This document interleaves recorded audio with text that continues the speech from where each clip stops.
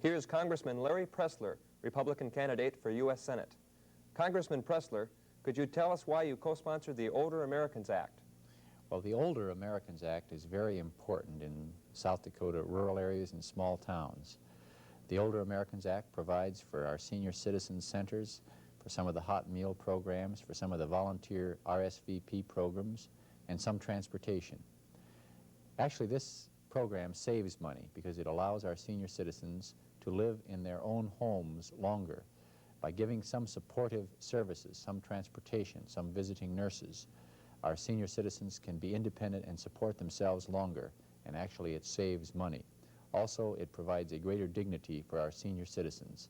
And in South Dakota, this is particularly important, and I've worked hard and recently had 2 amendments adopted that will make these programs more applicable in our rural and small town areas. What are the Pressler amendments on education? Well, as a member of the Education Committee, I've worked hard to give a proper priority to education, and in particular, vocational education.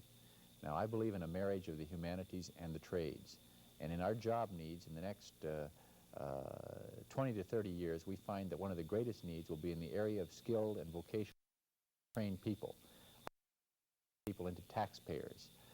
I also believe that we should train the minds and hands of our people so they make a contribution to our society. I've done a great deal of work on the education, 5 amendments adopted regarding applying Title I programs to rural and small town areas in South Dakota. So education is one of my major concerns and will be in the United States Senate. Congressman Pressler, could you tell us what you've done about inflation?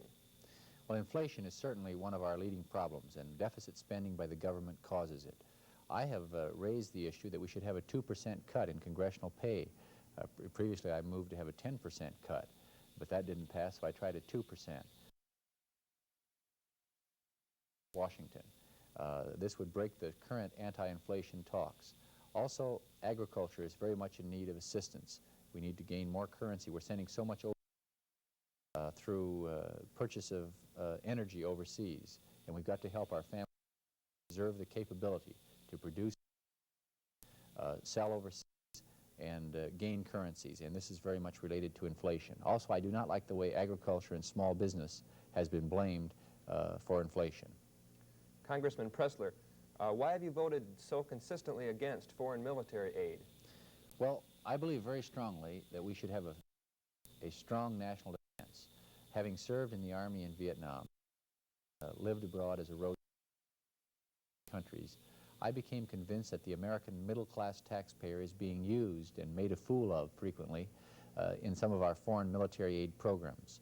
For example, in the Middle East, since I've been in Congress, we've given the Israelis $5 billion and the Arabs $4 billion, and I voted against all of it because we're essentially arming both sides of that conflict.